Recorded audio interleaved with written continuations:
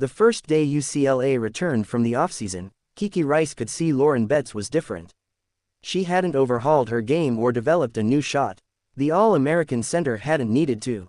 What Betts had been missing was confidence, the ability to see in herself what everyone else did. I could tell what a different player she was and the different confidence she had about her, Rice said Thursday during a media day ahead of the women's Final Four in Tampa, Florida. We all knew the entire time the incredible player she was. But I think a lot of it was about her realizing that Betts is the engine that has powered overall #1 seed UCLA's first ever trip to the Final Four in the NCAA era. She's averaging close to a double-double with 20 points and 9.6 rebounds a game, and is ranked 5th in the nation with 3 blocks a game. But Betts' power is not limited to what she does on the basketball court. She has been open about her struggles with mental health, hoping she can be an example for other girls and young women who are suffering in silence as she once did. Women's sports. The latest news and insider insights from USA Today's Studio X. I had mentors and I'm really thankful, but I know there's a lot of young girls who don't, Betts said Thursday.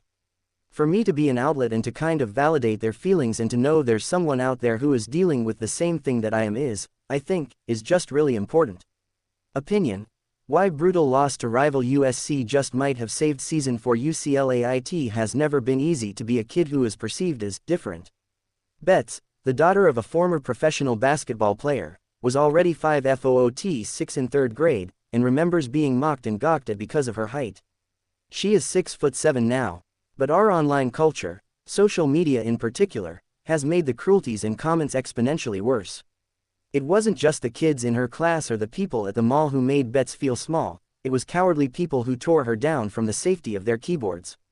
If I could have, I would literally shrink, Betts said in an ESPN story last month that gave an unflinching look at her struggles with mental health.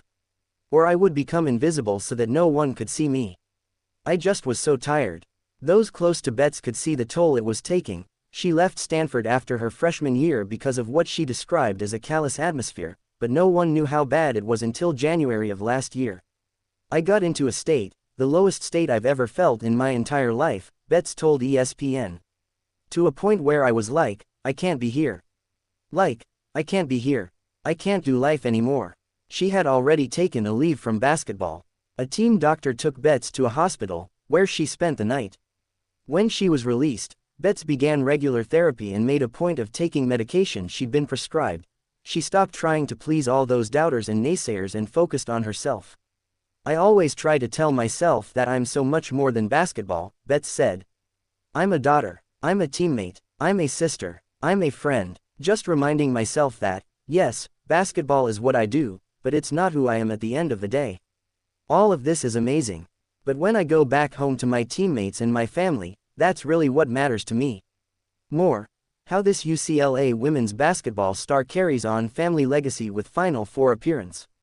It is hard to quiet the negative voices you've been hearing almost since you can remember. But Betts has not had to do it alone. Her teammates have been unfailingly supportive, with Rice saying it's an incredible honor to stand alongside Betts.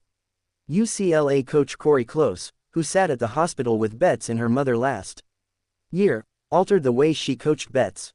Rather than giving Betts instructions, which Betts instinctively took as criticism, Close goes through assistant coach Shannon LaBeouf. But Close is quick to give Betts credit for the turnaround in her mental game.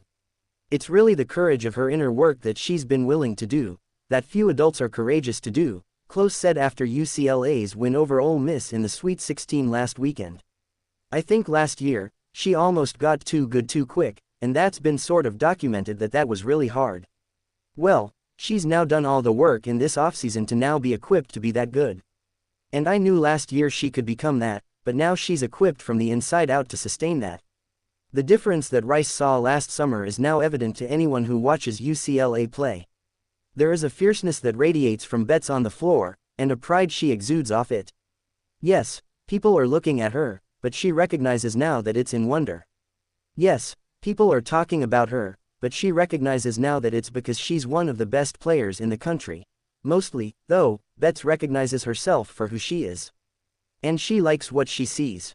I think one of the reasons why I wanted to come out with the story is because I felt like I was finally in the right place to do so.